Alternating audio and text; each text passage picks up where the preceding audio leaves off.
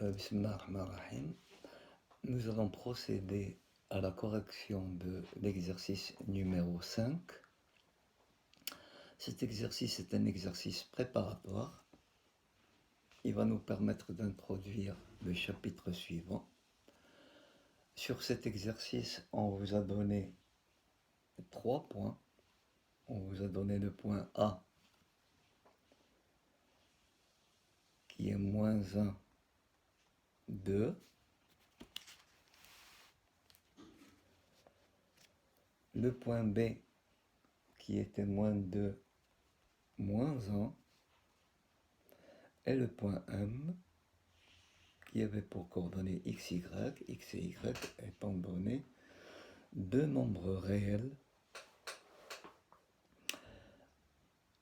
Il est préférable de représenter votre droite AB sur le plan muni du repère orthonormé OIJ. Ça va nous servir pour la suite. Bien, si vous n'avez pas encore représenté ces deux points, faites-le rapidement, représentez les deux points et tracez la droite qui passe par A et B. Vous avez remarqué que cette droite-là coupe l'axe des ordonnées. Ce n'est pas une droite qui est parallèle à l'axe des ordonnées. Bien. Cette droite-là, vous remarquez qu'il coupe l'axe des ordonnées en 5. Bien. Nous allons nous poser la question, quelle relation doit-il exister entre les coordonnées d'un point pour pouvoir affirmer que ce point-là appartient à la droite AB? Alors, on vous a dit, exprimer y en fonction de x, sachant que vous avez votre point M qui appartient à la droite AB. En d'autres mots, les points M, A et B sont alignés. S'ils sont alignés, on peut donc affirmer que les vecteurs AM et AB sont collinaires. Donc AM va s'écrire un réel non nul fois le vecteur AB, K étant un réel non nul. On est sur le plan muni d'un repère et on a l'égalité de deux vecteurs. Par conséquent, les deux vecteurs AM et K fois AB ont les mêmes composantes, même abscisse et même ordonnée. L'abscisse du vecteur AM étant x moins xa, l'ordonnée du vecteur AM c'est y moins ya. De la même manière, pour le vecteur AB, c'est xb moins xa, et on a dit si on multiplie un vecteur par un nombre, les coordonnées se multiplient par un même nombre. Donc nous avons ici k facteur de xb moins xa, et la k facteur de yb moins ya.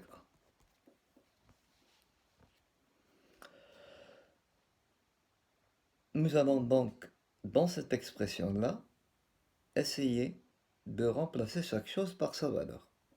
Alors, puisque A a pour coordonnée moins 1, 2, ben nous allons avoir x plus 1, c'est l'abscisse du vecteur AM, et y moins 2, c'est l'ordonnée du vecteur AM.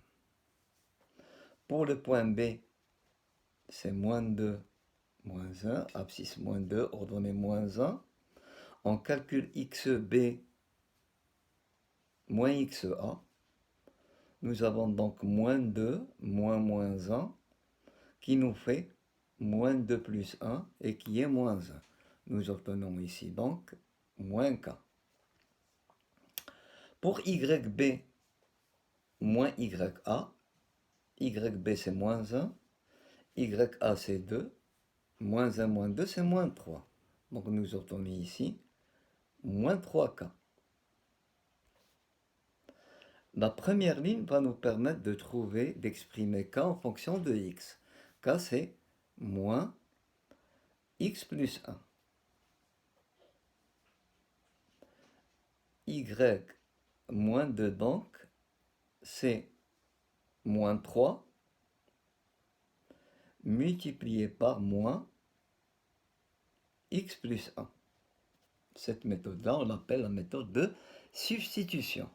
On a substitué k par sa valeur, moins x facteur de x plus 1. On a donc y moins 2 qui est égal à 3 facteur de x plus 1. On a appliqué ici la règle des signes. Y donc est égal à 3x plus 3 plus 2. Nous obtenons y est égal à 3x plus 5. Pour qu'un point de coordonnées xy appartient à la droite AB, il faut que ces coordonnées vérifient cette relation. C'est-à-dire 3 fois son abscisse plus 5, ça doit être son ordonnée. Cette équation-là, on va l'appeler l'équation réduite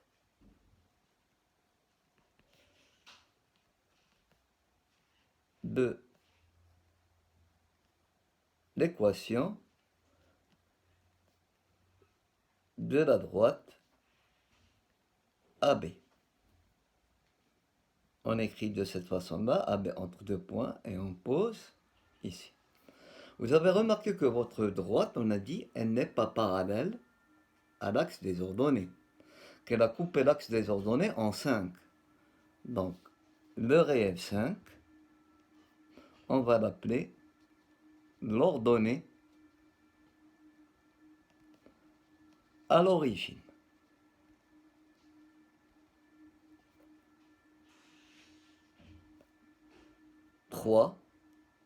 Est le coefficient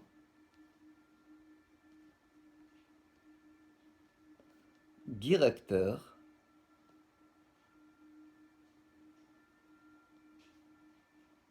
de la droite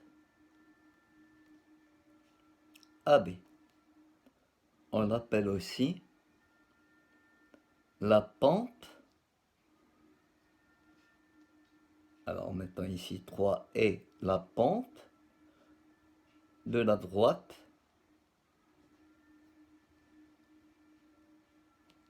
AB.